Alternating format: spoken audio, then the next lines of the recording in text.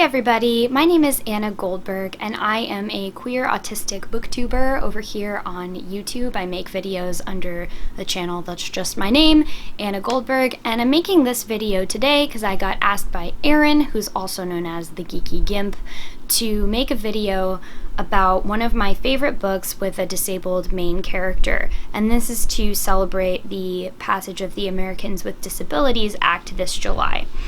So the book that I want to tell you about is The Kiss Quotient by Helen Hoang. It's the author's debut novel, and it's a romance novel. The story follows Stella, an autistic woman who works as a mathematician. Her family keeps pressuring her to settle down and get married, but Stella has a hard time with dating and relationships. She likes routine, she isn't really a fan of kissing, and she generally finds the whole thing to be kind of confusing and absurd. So she decides that what she needs is some practice, and she hires Michael, who's a male escort, to give her kissing lessons. At first, he's really confused by her proposition, but as they begin to spend time together and learn more about each other, they begin falling in love. And they're the typical trials and tribulations that characters in a romance novel have to face before they get their happy ending.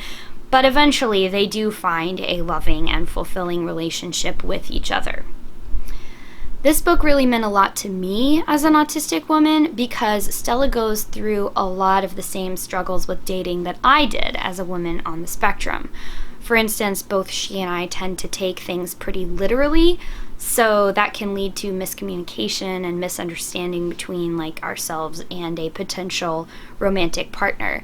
And communication is something that all couples, neurotypical, autistic, or otherwise, have to deal with, but the way that autistic people communicate in particular can create a certain set of challenges when it comes to dating and intimacy and things like that. Stella also has varying levels of comfortability with physical touch, which is something that I can kind of relate to as well.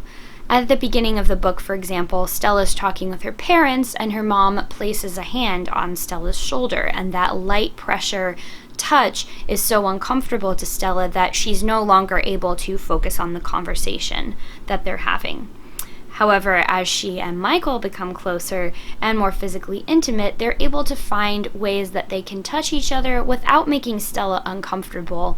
And even beyond that, they find a way that they can have physical intimacy that makes both parties happy. So I haven't actually read too many romance novels because I find it kind of difficult to relate to the main characters, but I really related to Stella. Of course, it helps that the author of the book, Helen Hoang, is herself autistic. She's also Asian American, as are her main characters, and I think that that's important to mention because too often our narratives surrounding disability fit into a very white-oriented framework. I would recommend this book for anyone. This book is a breath of fresh air in a genre where the overwhelming number of the characters are non-disabled and white. There's also a sequel out, which is called The Bride Test. I haven't read it yet, and I believe it follows one of the side characters from The Kiss Quotient, who I believe is also autistic. So before I go, I wanted to thank Erin again for asking me to make this video for Easter Seals Thrive. Easter Seals Thrive seeks to empower young disabled women through the sharing of ideas and stories across online social networks.